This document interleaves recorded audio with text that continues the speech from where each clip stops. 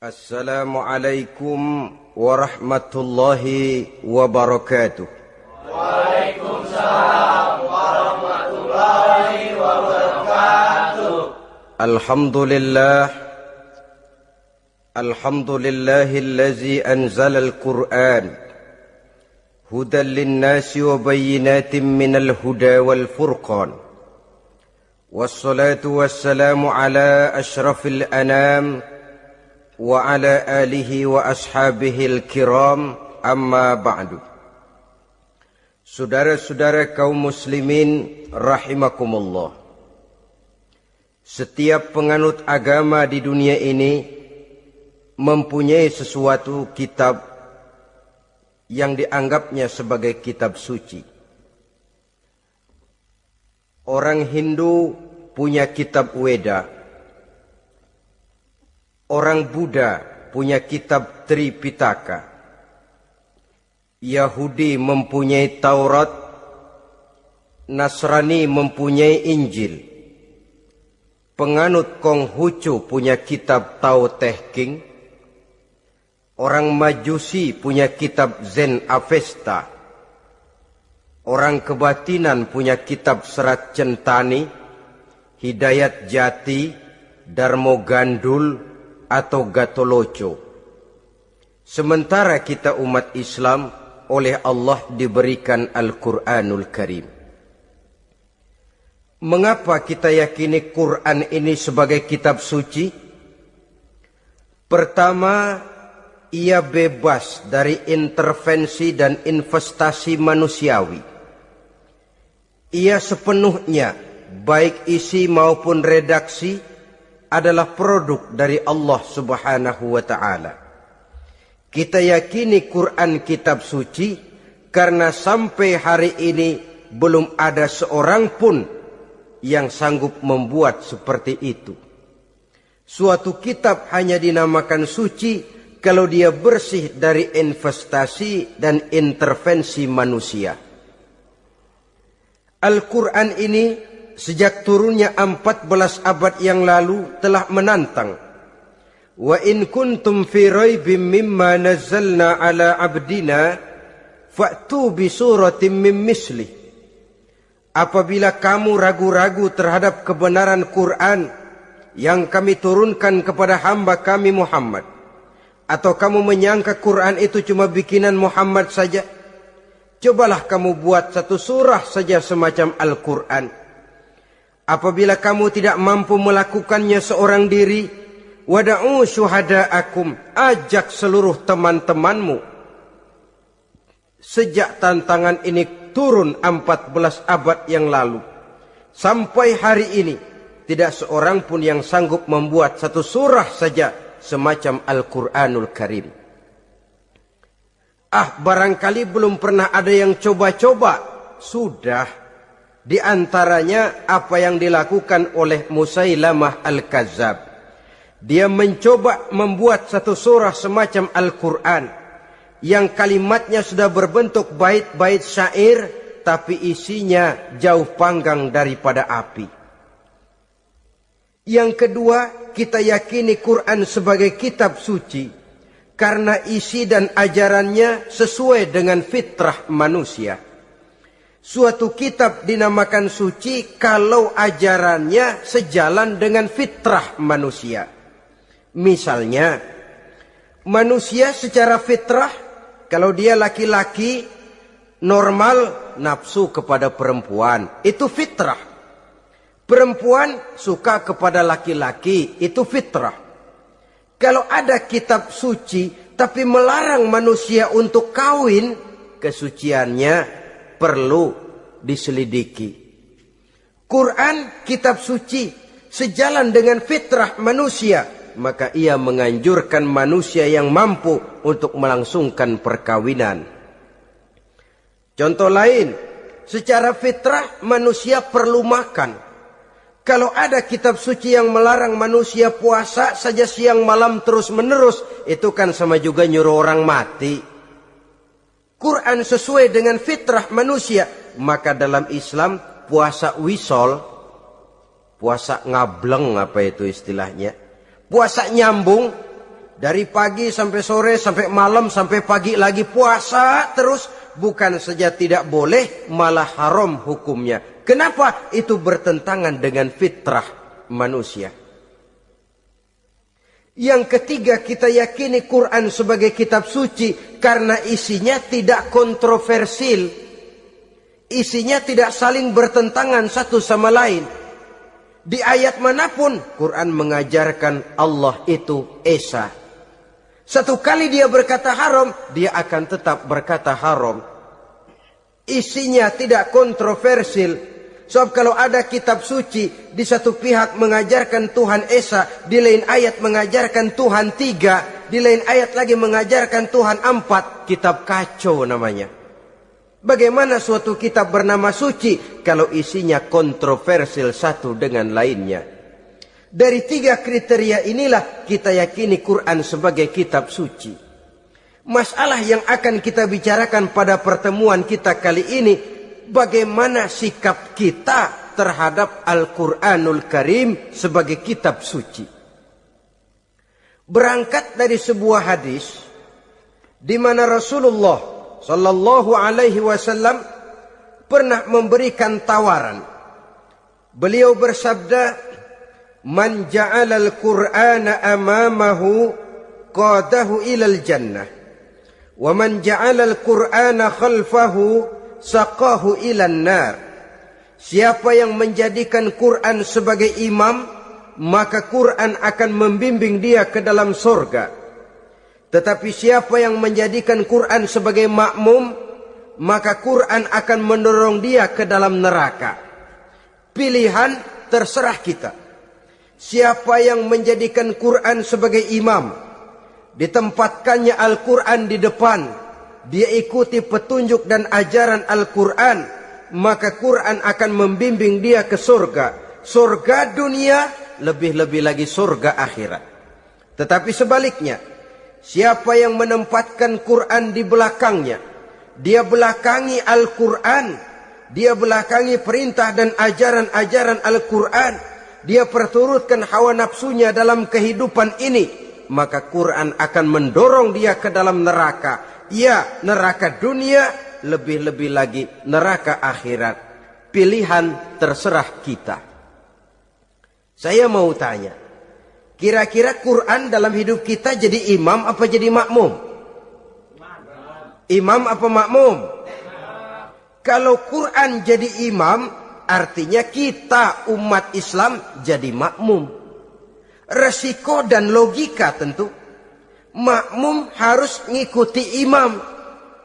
Imam takbir, makmum takbir. Imam ruku, makmum ruku. Imam sujud, makmum sujud. Imam tahiyat, makmum tahiyat.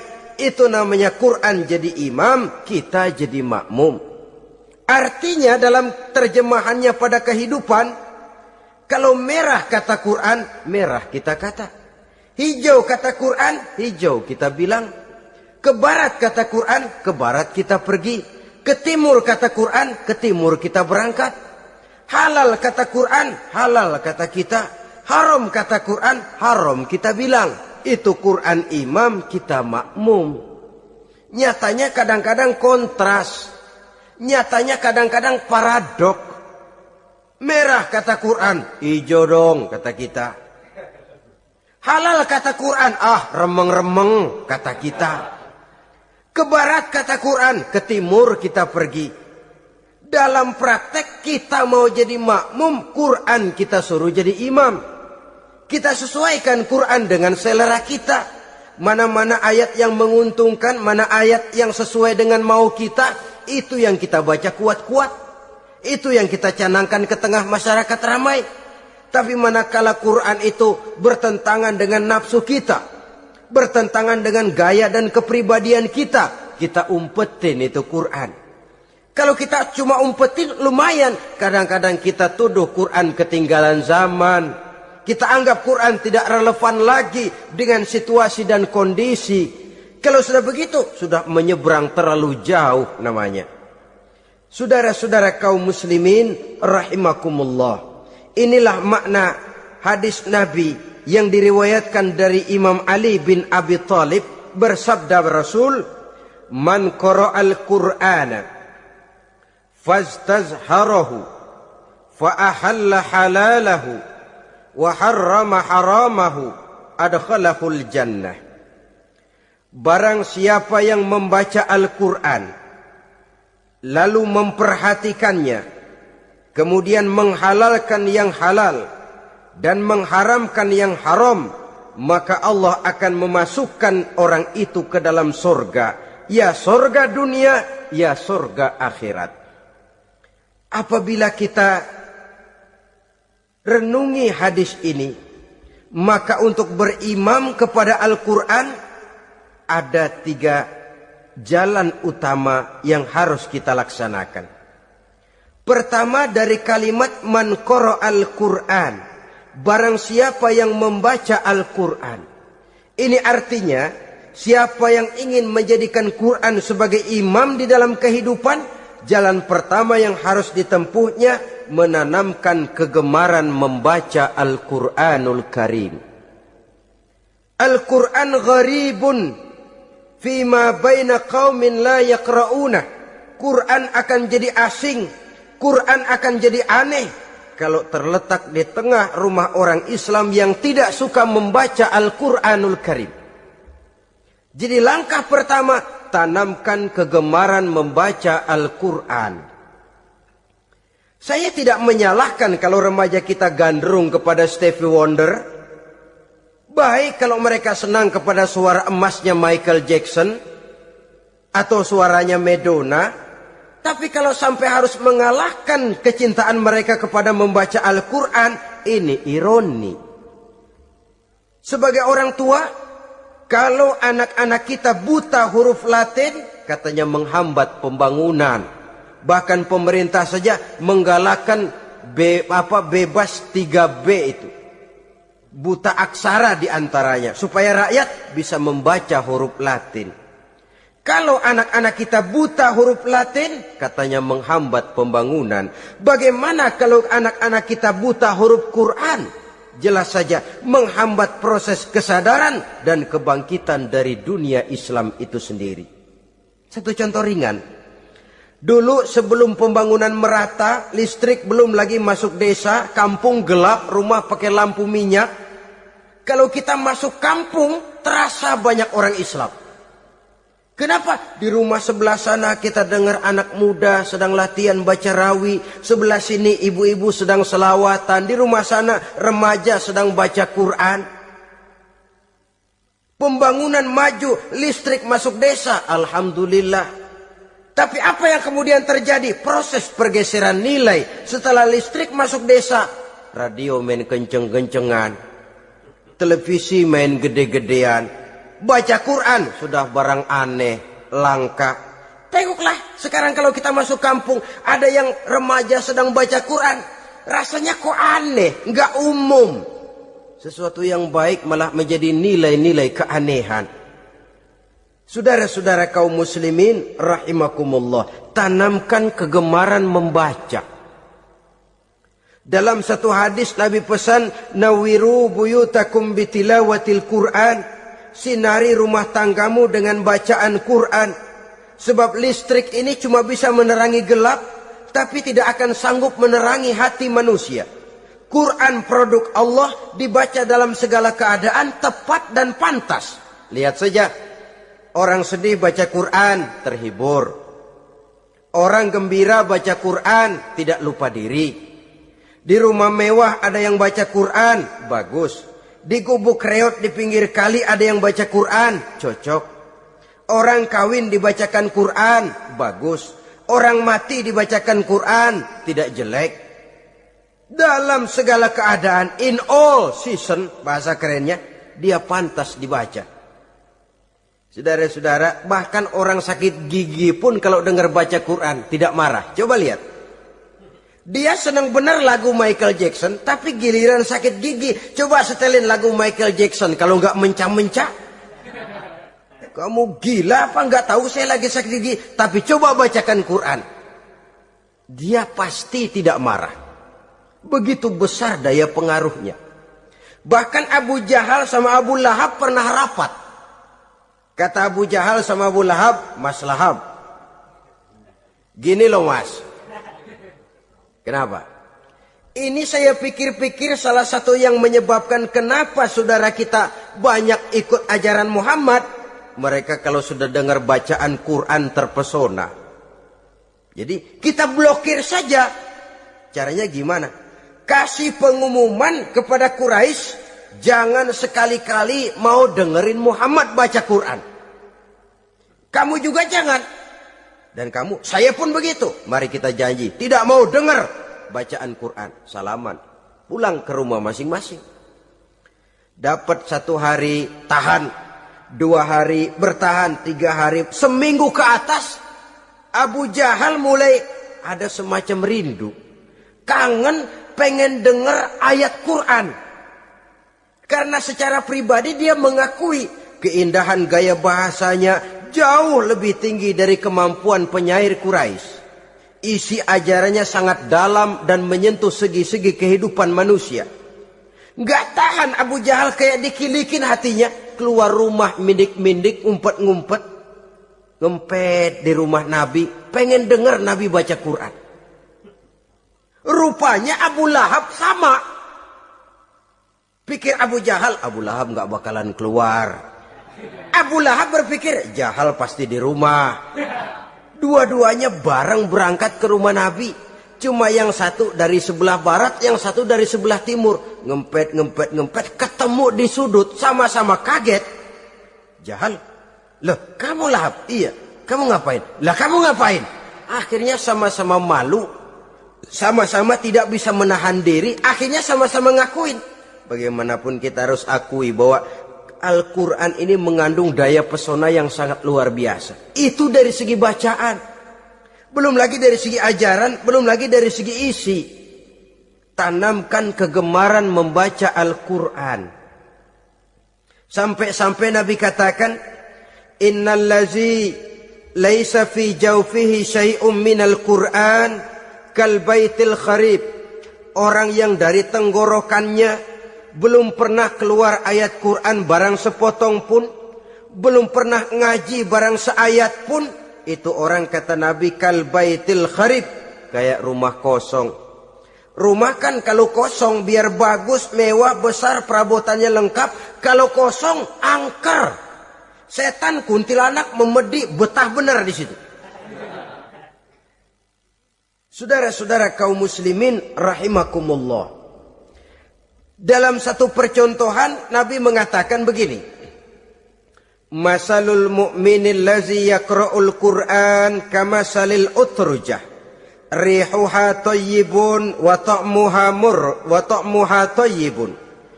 Orang mukmin yang suka membaca Quran adalah ibarat buah utrujah. Baunya wangi, rasanya lezat. Kira-kira kalau di negeri kita buah apa utrujah itu? Semacam jeruk yang manis lah. Sudah baunya wangi, rasanya enak. Itu buah itu. Orang mukmin yang suka baca Quran kayak buah itu. Baunya wangi, rasanya enak. Artinya syiarnya hidup, isinya memang orang mukmin. Sebaliknya, wa masalul mu'minil lazi la yaqra'ul Qur'an kamasalit tamrah la riha laha wa ta'muha hulwun. Orang mukmin yang tidak suka baca Quran kayak korma. Rasanya emang manis, cuman kagak ada baunya. Artinya apa? Syiarnya kurang. Kalau orang belum tapi kenal kan kagak mau makan kurma. Kenapa? Nggak ada baunya. Daya tariknya kurang walaupun rasanya enak. Kalau daya tariknya nggak ada, kan nggak ada iklannya, tidak ada syiarnya. Itu orang mukmin yang tidak suka membaca Quran. Ibarat buah, nggak ada baunya walaupun rasanya enak. Orang kurang tergerak, kurang syiar, kurang daya tarik. Sebaliknya, wa masalul munafiq allazi yaqra'ul Qur'an kamasalir raihanah rihuha thayyibun wa ta'muha murrun. Orang munafik yang suka baca Quran seperti buah raihanah. Apa itu? Baunya wangi, rasanya pahit. Orang munafik baca Quran kayak buah itu. Baunya sih enak, cuman rasanya pahit. Ya munafik baca Quran. Syiarnya sih lumayan, daya tariknya hebat, isinya munafik. Nah, paling jelek orang munafik yang gak suka baca Quran. Wa masalul munafiqil ladzi la yaqra'ul Qur'an kamasalil hanzalah laisa laha rihun wa ta'muha murrun. Orang munafik yang tidak suka baca Quran seperti buah hanzalah, sudah enggak ada baunya, rasanya pahit lagi. Kalau buah pacek kali. Udah baunya kagak ada, kalau dimakan bikin orang celeng. Saudara-saudara kaum muslimin rahimakumullah, tanamkan kegemaran membaca Al-Quran. Karena membaca Al-Quran merupakan ibadah yang besar. Bahkan kata Nabi, afdalu ibadati abdi qiraatul Quran. Nilai ibadah yang paling baik dari hambaku adalah ibadah membaca Al-Quran. Dalam solat pahalanya lebih besar di luar solat daripada di luar solat. Dengan wudu pahalanya lebih besar daripada tanpa wudu. Mengerti pahalanya lebih besar daripada tidak mengerti. Tapi tidak mengerti pun jangankan membaca, mendengar saja orang baca Quran dengan baik sudah didoakan untuk mendapat rahmat. Berpahala mendengar bacaan Al-Quran walaupun tidak mengerti. Apalagi membaca sendiri, apalagi mengerti apa yang kita baca, tentu pahala itu akan jauh lebih besar. Ini yang pertama, tanamkan kegemaran membaca Al-Quranul Karim. Yang kedua, dalam hadis tadi, fastazharohu, man qara'al Qur'ana fastazharohu, siapa yang membaca Al-Quran kemudian memperhatikannya. Jadi kalau kita mau berimam kepada Al-Quran, setelah menanamkan kegemaran membaca, yang kedua, perhatikan, pahami isinya. Jangan seperti monyet pakai mahkota, ketawa girang, cengengesan, tapi dia tidak tahu arti kebesaran mahkota yang disandangnya itu. Bangga dengan Al-Quran, tapi apa kandungannya kita tidak mengerti. Untuk memahami Al-Quran ini, caranya bagaimana? Tentu mudah saja. Seperti contoh, kalau kita ingin mengerti caranya bikin tahu, jangan bertanya kepada montir mobil. Montir mobil ahli betul urusan mesin, tapi kalau urusan tahu, tanya dong tukang tahu. Untuk mengerti rahasia dan seluk-beluk Al-Quran, kita harus bertanya kepada orang yang memahami seluk-beluk Al-Quran. Para ulama, para kiai, para ustadz, yang kita tahu kualitas keilmuannya, kita yakini loyalitas dan integritasnya kepada Islam ini. Kenapa? Ayat-ayat Quran itu elastis. Dia dibawa kemana saja mau. Ditafsirkan menurut kemauan orang bisa. Paling celaka kalau yang belajar tidak punya dasar, yang mengajar punya maksud lain. Sesat dan menyesatkan. Yang ngajar punya nafsu ambisi, yang belajar tikus budeg, yang memang tidak punya dasar apa-apa. Sekali belajar langsung tafsir. Cara wudhu yang baik saja belum ngerti, cara ruku dan sujud yang baik saja belum bisa, yang membatalkan sholat apa ndak bisa, ndak ngerti. Sekali langsung, ndak, supaya kita langsung saja belajar langsung Al-Quranul Karim. Tidak jelek, cuma akan lebih baik kalau sebelumnya ada unsur penunjang dari nilai-nilai keilmuan dalam Islam ini. Disinilah perlunya menghidupkan majelis-majelis taklim. Sebab kalau Al-Quran hanya dipahami dan dikutak-kutik menurut maunya rasio saja, kekuatan rasio terbatas. Saya akan khawatir nantinya akan timbul pendapat-pendapat di mana Al-Quran disesuaikan dengan otak. Bukan otak ngikuti Quran, tapi Quran disuruh ngikuti otak. Contoh yang dekat saja, kalau saudara ngukur kayu pakai meteran, itu kira-kira meteran ikut kayu apa kayu ikut meteran? Ayo, kira-kira kayu ikut meteran apa meteran ikut kayu? Meteran ikut kayu. Bagus. Kalau meteran ikut kayu, artinya nggak ada meteran benar di dunia ini. Kayunya kependekan, meterannya dipotong. Kan begitu toh? Meteran ikut kayu namanya. Bukan meteran ikut kayu, tapi kayu yang harus ikut meteran. Otak harus ikut wahyu. Jangan wahyu disuruh ikut otak. Manusia ikut Quran, jangan Quran disuruh ikut manusia.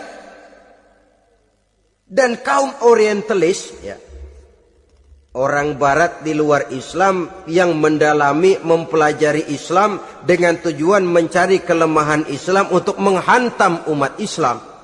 Itu sengaja mencari ayat-ayat yang mereka kumpulkan untuk menghantam umat Islam. Supaya mereka meragukan Qur'annya untuk kemudian pada suatu saat meninggalkan Qur'an sama sekali. Timbullah pendapat ada ayat Qur'an yang sudah tidak sesuai lagi katanya dengan situasi dan kondisi. Seolah-olah otak manusia sudah jauh lebih pintar daripada Al-Qur'anul Karim. Saudara-saudara kaum muslimin rahimakumullah. Inilah yang kita berlindung dari Allah.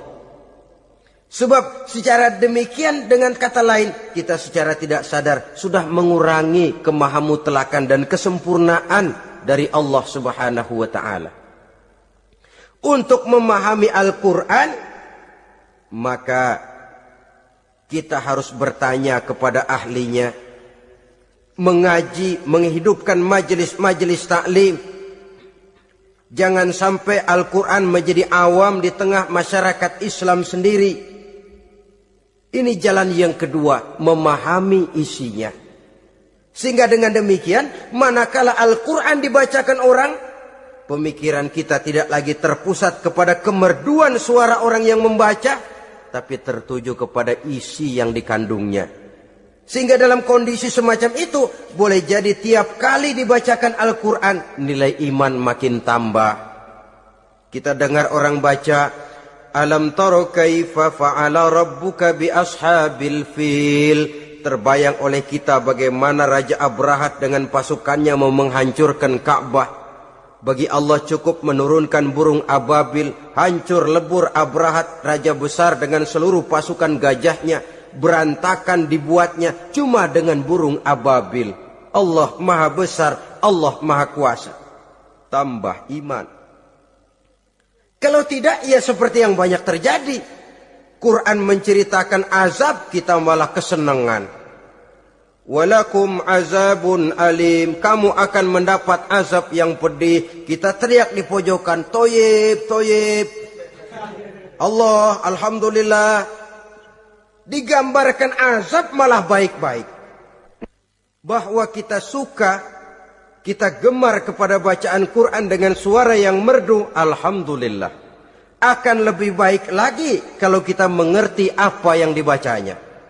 Sebab perintah membaca tersirat makna perintah untuk memahami. Perintah memahami tersirat makna untuk mengamalkan. Dengan kata lain, kita hanya bisa mengamalkan Quran dengan baik kalau kita mengerti isinya. Kita hanya bisa mengerti isinya kalau kita rajin membacanya.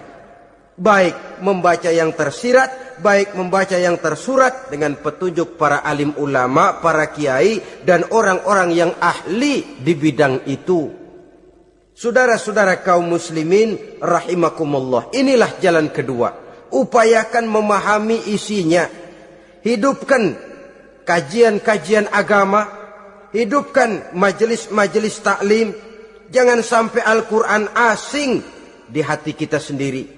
Jangan sampai kita awam terhadap makna kandungan dan ajaran Al-Quran. Sementara kita yakini bahwa dialah yang akan bisa membimbing kita menuju kebahagiaan sejak dari dunia sampai ke akhirat nanti. Jalan ketiga untuk berimam kepada Al-Quran, setelah menanamkan kegemaran membaca, lalu berupaya memahami isinya, yang ketiga adalah mengamalkannya dalam kehidupan, sesuai dengan kemampuan yang kita miliki.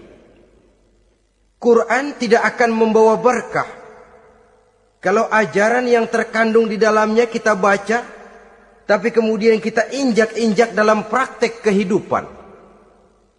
Quran mengatakan riba haram, tapi praktek kita dalam hidup malah senang betul kepada riba. Quran mengajarkan jagalah kesatuan persatuan dan ukhuwah Islamiyah. Praktek yang kita lakukan malah centang perenang, malah saling bertolak belakang, malah kadang menjegal kawan seiring, menggunting dalam lipatan, ramai kita dengan kita. Lalu kelemahan pun menjadi kenyataan di mana-mana. Quran sekali lagi tidak akan membawa berkah kalau yang kita baca kita injak-injak. Tentang pengamalan Al-Quran ini, Allah Subhanahu wa ta'ala mengklasifikasi manusia dalam firman-Nya, "Tsumma awrasnal kitaba allazina astafaina min ibadina." Kemudian kami wariskan Al-Quran ini kepada hamba-hamba kami yang kami pilih. Ya Allah, coba saja kita lihat ayat ini. Quran kitab pilihan, diberikan kepada umat pilihan, yaitu kita-kita ini. Lalu bagaimana umat pilihan ini setelah menerima Al-Quran? Terbagi dalam 3 kelompok besar. Pertama, kata Allah, "Faminhum zalimun linafsihi." Di antara mereka ada yang setelah menerima Al-Quran kemudian zalim kepada dirinya sendiri. Artinya hanya mulutnya saja yang menerima Al-Quran, tapi perbuatannya menginjak-injak Al-Quran. Orang semacam ini tidak zalim kepada Allah, tidak zalim kepada Rasulullah, tetapi orang semacam ini zalim kepada dirinya sendiri. Dia terima Quran dengan mulutnya, tapi dia injak-injak Quran dengan perbuatannya. Na'udzubillah summa na'udzubillah. Kelompok yang kedua, faminhum muqtasid. Di antara mereka ada yang setelah menerima Al-Quran lalu muqtasid. Muqtasid ini 50-50. Ngambil jalan tengah. Ajaran Quran dipakai, ajaran setan dikerjain. Artinya juga perintah Quran oke, larangan Quran heeh. Saudara-saudara, malaikat bingung bagaimana montennya nih anak ini. Perintah Quran dikerjain, larangan Quran juga dikerjain. Ini muqtasid. Nah, yang ideal adalah golongan yang ketiga, kata Allah, "Wa minhum sabiqun bil khairati biiznillah." Di antara mereka ada lagi yang setelah menerima Al-Quran lalu berlomba-lomba melaksanakannya, berlomba-lomba mengamalkan kebaikan. Dan itu hanya bisa terjadi biiznillah, dengan izin dari Allah. Hidayah, saudara-saudara. Berapa banyak orang yang mengerti Quran, tapi hidupnya jauh dari cahaya Quran. Berapa banyak orang yang ahli Quran, tapi cahaya Quran tidak menerangi kehidupannya. Berapa banyak orang yang ahli hukum, tapi bikin bingung masyarakat dengan fatwanya. Saudara-saudara kaum muslimin, kenapa bisa terjadi? Itu tidak ada hidayah, tidak biiznillah, tidak ada izin dari Allah. Maka bisa membaca Quran, alhamdulillah. Bisa memahaminya, kita bersyukur kehadirat Allah. Lebih penting dari itu, kita mohon hidayah agar bisa mengamalkannya sesuai dengan kemampuan kita. Saudara-saudara kaum muslimin rahimakumullah. Mana yang lebih banyak di zaman kita sekarang ini? Kita bisa analisa. Ada yang menerima Quran hanya dengan mulutnya saja. Kalau ditanya, Tuhanmu siapa? Allah. Kiblatmu mana? Ka'bah. Saudaramu siapa? Umat Islam. Kitab sucimu apa? Quran. Kamu bisa baca? Enggak. Ya, kalau cuma enggak bisa baca, barangkali kadang-kadang Quran saja pun tidak punya. Ini yang ironi, ini yang menyedihkan. Saudara-saudara kaum muslimin rahimakumullah. Tanpa melaksanakan konsepsi Al-Quran di dalam kehidupan, maka kesenangan kita membacanya, pengertian kita tentang Al-Quran barangkali tidak akan bisa berbuat terlalu banyak di dalam kehidupan. Maka sekarang ini sudah ada terjemahan Quran dalam bahasa Indonesia, dalam bahasa daerah, dalam bahasa Inggris, Belanda, bahkan Jerman, yang masih harus terus dan selalu ditingkatkan terjemahan Quran di dalam kehidupan. Dengan kata lain, kita umat Islam menunggal dengan Quran kita. Jangan cuma jadi kebanggaan Islam tinggi, tidak ada yang lebih tinggi dari Islam. Quran kitab suci, tidak ada yang bisa menandinginya. Qurannya, tapi umatnya, kadang-kadang kita ini jauh panggang daripada api. Kita bersyukur musabaqah tilawatil Quran dihidupkan dengan biaya bermiliar rupiah. Sejak dari tingkat kelurahan, kecamatan, wali kota, provinsi, sampai kepada tingkat nasional. Untuk menanamkan kegemaran membaca Quran. Setelah itu hendaknya diadakan peningkatan dengan upaya memahaminya. Sehingga pada suatu saat boleh kita adakan musabaqah pengamalan Quran. Hadiahnya sudah langsung dari Allah sendiri. Ini yang kita perlu berlomba. Berlomba mengamalkan ajaran Quran. Sabiqun bil khairat. Berlomba mengamalkan ajaran-ajaran Al-Quranul Karim. Nah, oleh karena Al-Quran ini dalam bentuknya yang umum kadang-kadang hanya menjelaskan satu persoalan secara global, kita memerlukan tuntunan sunnah dari Rasulullah Shallallahu Alaihi Wasallam. Umpamanya, Quran hanya mengajarkan aqimis sholat, dirikan sholat. Caranya bagaimana? Tidak ada cara sholat dalam Quran. Dari mana kita tahu cara sholat? Dari sunnah. Itu sebabnya selain Al-Quran sebagai sumber utama, kita memerlukan sunnah. Bahwa sholat pakai takbiratul ihram di Quran tidak ada. Bahwa sholat pakai tahiyat dalam Quran tidak ada. Jadi kalau orang cuma Quran saja, tidak ada sunnah itu, ya bagaimana kita bisa sholat?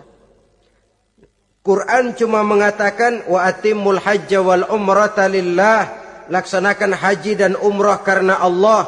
Bagaimana manasik haji? Bagaimana cara sa'i? Bagaimana cara wukuf? Bagaimana cara melontar? Tidak ada dalam Quran. Yang memuat itu tidak lain sunnah. Untuk memahami Quran dan sunnah ini, kita memerlukan orang yang menguasai Quran dan sunnah. Oleh karena itu kita perlu petunjuk kepada para ulama. Itu sebabnya Quran sendiri mengatakan, wa in tanaza'tum fi syai'in farudduhu ila Allahi wa rasulih. Apabila kamu berbeda pendapat tentang suatu persoalan, kembalikan kepada Allah dan Rasulnya.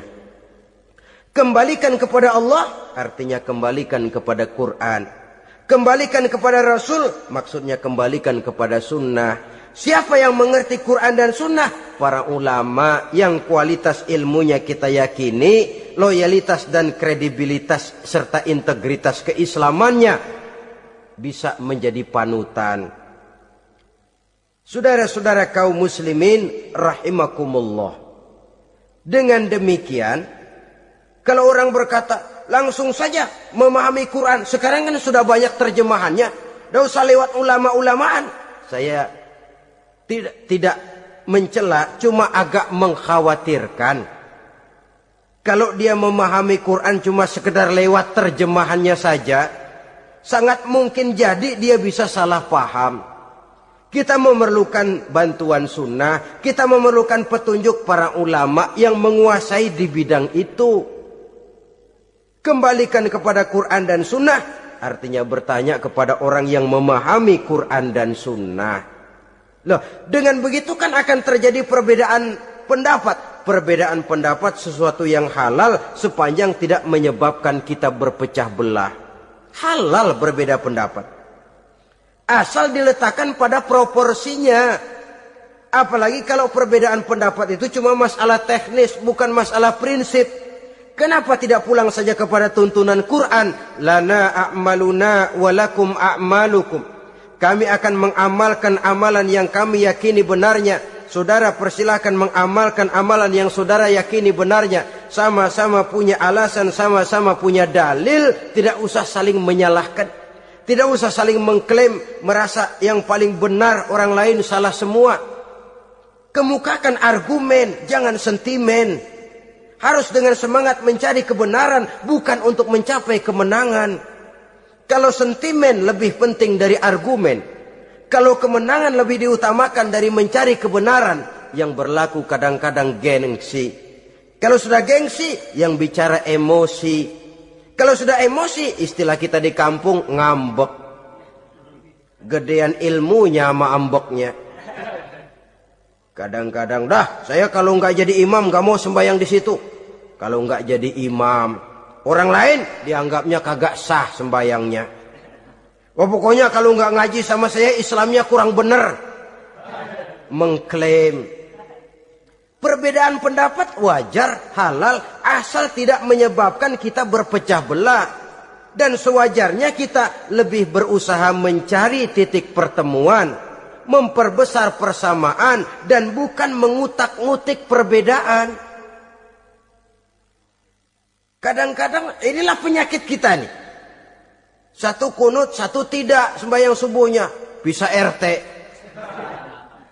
Satu usoli, satu tidak. Bisa RW. Satu azan sekali Jumatan, satu dua kali bikin masjid lagi. Kenapa bukan persamaannya yang dicari? Kenapa justru perbedaannya yang diperbesar? Yang masalah macam ini sampai kiamat tidak pernah selesai. Kan lebih baik kalau kita ditanya orang, Pak, sholat subuh itu pakai kunut apa tidak sih? Kalau saya pakai. Kalau yang tidak pakai kunut bagaimana Pak? Betul, kata yang tidak pakai. Jadi yang pakai kunut betul? Betul, karena saya pakai kunut. Yang tidak juga betul? Betul, kata yang tidak pakai. Kalau yang kunut betul, yang tidak kunut betul, lalu yang salah yang mana Pak? Yang salah yang subuh nggak sembahyang. Lebih objektif, proyek garapannya ada, umat tidak berpecah belah.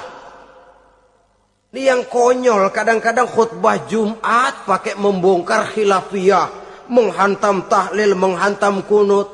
Selesai sembahyang Jumat, apa yang terjadi? Umat resah, masyarakat gelisah, polemik timbul, masalah tidak terselesaikan. Orang jadi khotib itu raja dalam mimbar Jumat, siapa yang mau bantah dia? Kalau memang mau buka itu persoalan khilafiyah, buka dalam forum khusus. Adakan pengajian, jelaskan masalahnya secara luas, mendasar. Jangan mengklaim dan memponis. Berikan kebebasan kepada umat untuk menilai. Masalahnya selesai, yang tidak puas bisa bertanya. Saudara-saudara, sudah lewat masanya kita meributkan soal itu. Sudah datang waktunya di mana kita lebih mementingkan dan membicarakan masalah-masalah yang lebih mendesak dihadapi oleh umat. Kemiskinan misalnya, kebodohan misalnya, keterbelakangan umpamanya, peluang untuk mendapatkan pendidikan yang layak bagi anak-anak kita yang berotak cerdas tapi tidak punya kemampuan ekonomi umpamanya. Itu akan lebih objektif ketimbang kita membicarakan masalah-masalah yang sampai kiamat tidak akan pernah selesai. Yang hanya akan menyebabkan kita menjadi lemah, persatuan koyak, solidaritas sosial lalu menurun, saling curiga menjadi tumbuh karenanya, dan pada akhirnya kita tidak akan pernah bisa berbuat banyak. Untung kalau tidak menjadi tertawaan bagi orang yang berdiri di luar pagar. Saudara-saudara kaum muslimin rahimakumullah. Sekali lagi, Al-Quran tidak akan membawa berkah kalau yang kita baca kita injak-injak. Oleh karenanya, untuk berimam kepada Quran ini, sekali lagi pertama, tanamkan kegemaran membaca. Yang kedua, upayakan memahami isinya melalui bimbingan orang yang ahli bidang itu. Yang ketiga, amalkan sesuai dengan kemampuan. Sebab itu ada prinsip, kalau isi suatu hadis nampaknya bertentangan dengan otak, kesohihan hadis itu boleh diperiksa. Tapi kalau ayat Quran nampaknya bertentangan dengan otak, otaknya yang harus diperiksa. Jangan Qur'annya lalu disesuaikan dengan otak. Sebab kalau kita sudah berani berteori, ada ayat Quran yang tidak sesuai dengan keadaan. Ayat yang mana? Yang ini. Tahun depan tambah lagi. Tahun depan tambah lagi. Makin lama makin habis Al-Quran itu. Yang perlu diperbarui cara kita memahami Quran. Bukan dengan mengemukakan teori ayat Quran kehilangan relevansi. Cara kita memahami barangkali yang kurang relevan. Dalam situasi, dalam konteksnya dengan situasi dan kondisi. Jangan lupa, Al-Quran ini kan untuk semua umur. Dia bisa dipahami secara filosofis, dia bisa dipahami dengan kacamata orang awam. Tingkat kemampuan berpikir orang tidak semuanya sama. Kalau semua orang kita mau ajak berfilsafat, merenung dalam-dalam, menerawang tinggi-tinggi, ialah buat mereka yang terjangkau oleh perguruan tinggi. Tapi buat saudara-saudara kita, pedagang-pedagang kecil, petani di desa-desa terpencil, remaja-remaja yang jauh dari sentuhan teknologi canggih, sanggupkah mereka berpikir filosofis? Sementara mereka merupakan bagian terbesar dari kondisi umat ini. Saudara-saudara kaum muslimin, oleh karenanya ditentang membaca, memahami dan mengamalkan, Rasulullah Shallallahu Alaihi Wasallam pernah memberikan sugesti. Beliau bersabda, "In aradtum aisas su'ada, apabila kamu menginginkan kehidupan yang bahagia, hidup seperti hidupnya orang-orang yang bahagia, dan tentu ini keinginan kita semua, wa mautas syuhada, dan menginginkan mati sebagai matinya para syuhada, para pahlawan pembela agama, orang yang mati syahid." Wah, ini sudah tidak duanya ini. Hidup mulia, mati syahid. Dapat dua-duanya. Wan najata yaumal hasyri, dan ingin mendapat keselamatan pada hari hasyar, hari pengumpulan manusia di padang mahsyar. Wazilla yaumal harri, dan mendapat perlindungan dari Allah pada hari yang sangat panas. Wal huda minad dhalalah, dan mendapat petunjuk dari kesesatan. Nah, ini keinginan semua orang. Kan yang kita cari apa sih? Hidup bahagia. Biar ndak kaya asal bahagia, sudah enak. Lalu apalagi? Matinya sebagai syahid. Kemudian di hari pengumpulan nanti mendapat keselamatan. Lalu pada saat orang lain kepanasan kita mendapat perlindungan. Kemudian orang lain kebingungan kita mendapat petunjuk. Kalau ini yang diinginkan kata Nabi, resepnya fa'adimu qiraatal Quran, maka lazimkan, biasakan olehmu membaca Quran. Tidak ada terlambat. Idealnya memang dari kecil, sebab lidah kalau sudah kaku berat. Disuruh baca innallaha laghaniyun hamid, lidahnya berat. Innallaha lampuniyun hamid, lampuniyun. Laghaniyun jadi lampuniyun. Lidah itu kalau sudah berat ya memang berat. Disuruh baca ya bani Israel, lidahnya berat. Ya bini Siroil. Jadi ya bini Siroil. Saudara-saudara, idealnya memang dibiasakan dari kecil supaya lidah itu ringan. Kalau tidak, tidak ada istilah terlambat. Saya malu pak, belajar alif-alifan udah gede. Ya jangan alif-alifan, alif beneran. Alif-alifan kapan bisanya? Alif beneran yang dipelajari. Tidak ada istilah terlambat, tidak ada istilah malu untuk belajar Al-Quran ini. Saudara-saudara kaum muslimin rahimakumullah, ini sugesti untuk menanamkan kegemaran membaca. Lalu sugesti untuk memahaminya, tentu banyak ayat, banyak hadis. Mengapa tidak di antara kamu sekelompok orang yang berangkat untuk memperdalam, memahami agama? Falaula nafaro min kulli firqatin minhum ta'ifatun liyatafaqahu fid din. Di tengah kelompok orang yang berangkat belajar teknologi canggih, di tengah grup orang yang mendalami ekonomi, di tengah kelompok orang yang membidangi hukum, di tengah kelompok orang yang sibuk meneliti ilmu-ilmu kedokteran, mengapa tidak ada kelompok orang yang secara takhasus liyatafaqahu fid din, mendalami agama ini, mendalami Quran ini, harus ada. Lalu sugesti untuk mengamalkan Al-Quran kelihatan dari peringatan Allah yang kita bisa temukan pada surah Toha ayat 124 sampai dengan 127. Wa man a'rada an zikri, barang siapa yang berpaling dari peringatanku, kata Allah, barang siapa yang berpaling dari Al-Quran ini, dia terima Al-Quran, dia imani Quran, tapi dia berpaling dari ajarannya, dia injak-injak apa yang seharusnya dia amalkan, dia perturutkan hawa nafsunya, maka kata Allah, fa inna lahu ma'isyatan dhanka, dia akan diberikan satu penghidupan yang sempit. Inna lillahi wa inna ilaihi raji'un. Diberikan hidup yang sempit. Kalau hidup sudah terasa sempit, bagaimanapun luasnya rumah, sempit. Kalau hidup sudah terasa sempit, bagaimanapun banyaknya harta, sumpek. Kalau sudah hidup ini terasa sempit, bagaimanapun luasnya pergaulan, tidak ada tempat kita bertanya, melarikan persoalan, membagi rasa. Siapa yang berpaling dari Quran, dia akan diberikan penghidupan yang sempit. Bukan dagangnya tidak untung, bukan kerjanya tidak digaji, tapi kesempitan hati lebih bahaya loh dari kesempitan ekonomi. Itu di dunia. Di akhirat, wa nahsyuruhu yaumal qiyamati a'ma. Di akhirat nanti dia akan dikumpulkan oleh Allah dalam keadaan buta. Ya Allah, ya Rasul. Padahal ke akhirat kita baru tumben. Sekali ke akhirat buta. Masya Allah. Di tempat kita lahir saja, kalau tadinya kita melihat, tahu-tahu menjadi buta, kita bingung. Padahal jalan sudah pernah kita lihat, arah sudah pernah kita tahu.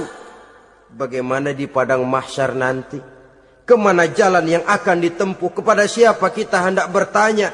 Mana teman, mana istri, mana anak? Buta pula kita. Satu kesengsaraan yang merupakan puncak kesengsaraan. Dikala itu orang yang semacam tadi protes.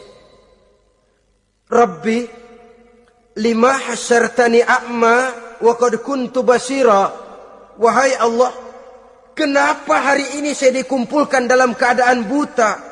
Padahal ketika di dunia dulu saya melihat, saya menyaksikan gunung yang menjulang tinggi ke angkasa. Saya melihat lautan yang luas terhampar biru membentang. Saya saksikan tanah, sawah luas menguning. Saya saksikan keindahan alam. Di dunia saya melihat Allah. Kenapa sekarang saya dikumpulkan dalam keadaan begini?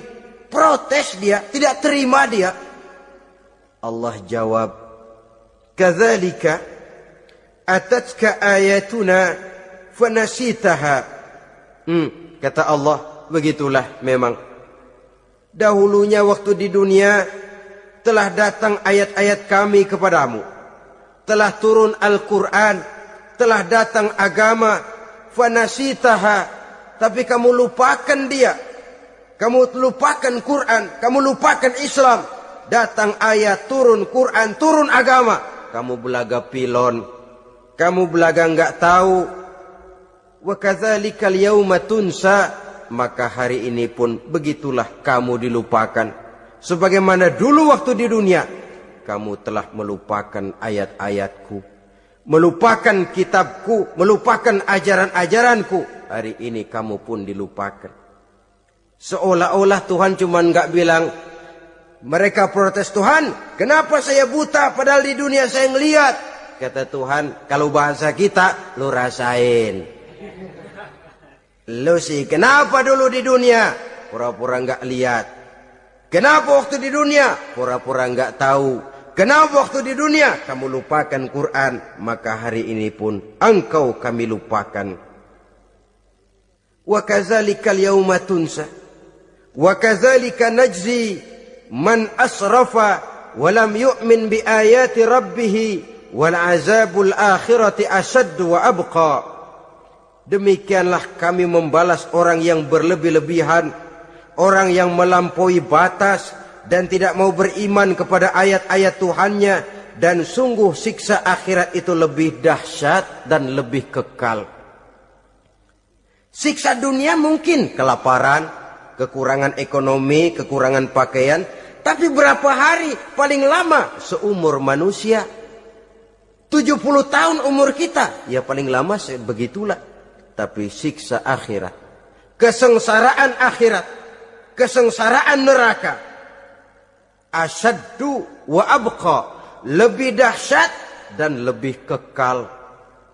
Di zaman sekarang orang bukan cuma berbuat potong kompas, berpikir pun potong kompas, berpikir pun ngambil jalan pintas. Dia lebih memilih kesenangan yang sedikit dengan mengorbankan kesenangan yang abadi. Dia mengejar surga yang sebentar dengan menghancurkan surga yang kekal. Dicarinya surga dunia, hidup cukup, rumah bagus, makan bagus, pakaian bagus, istri bagus, dengan menghalalkan segala macam cara, berpaling daripada kehidupan agama, lalu menginjak-injak Al-Quranul Karim. Kita berlindung kepada Allah, jangan sampai dimasukkan dalam kelompok yang di akhirat nanti dibangkitkan dalam keadaan buta. Na'udzubillah summa na'udzubillah. Di sini kita terkesan dengan apa yang dikatakan Sayyid Muhammad Abduh, al-Islam mahjubun bil muslimin.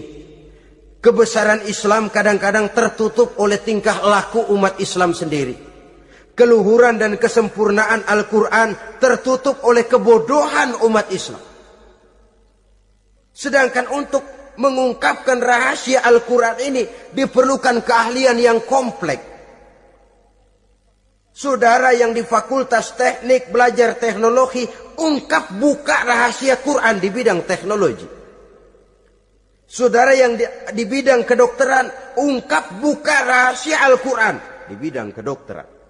Saudara yang ahli geologi, pelajari struktur kulit bumi dengan mengungkap rahasia Al-Quran.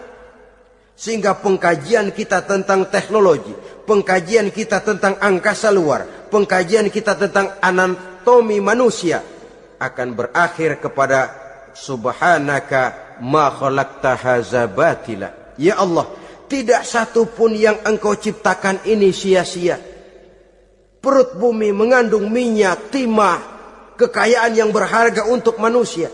Mempelajari angkasa luar bisa memahami musim dan menyelamatkan manusia. Mempelajari rimba belantara, teknologi canggih, akhirnya akan memperkuat nilai-nilai iman. Menerjemahkan ajaran Quran lewat disiplin ilmu yang kita kuasai masing-masing, untuk kemudian bekerja sama bahu-membahu dalam rangka mengimani Al-Quran, mengamalkan Al-Quran, dan mengawal keluhuran Al-Quranul Karim yang atas dasar tuntunannya kita hidup, untuknya kita berjuang, dan dalam bimbingannya kita ingin kembali menghadap Allah Subhanahu wa ta'ala. Inilah pertemuan yang singkat ini. Mudah-mudahan kita diberikan kekuatan oleh Allah untuk berimam kepada Al-Quran, menjadikannya sebagai pedoman utama di dalam kehidupan kita. Terima kasih atas segala perhatian. Mohon maaf atas segala kekurangan. Usikum wa nafsi bitaqwallah.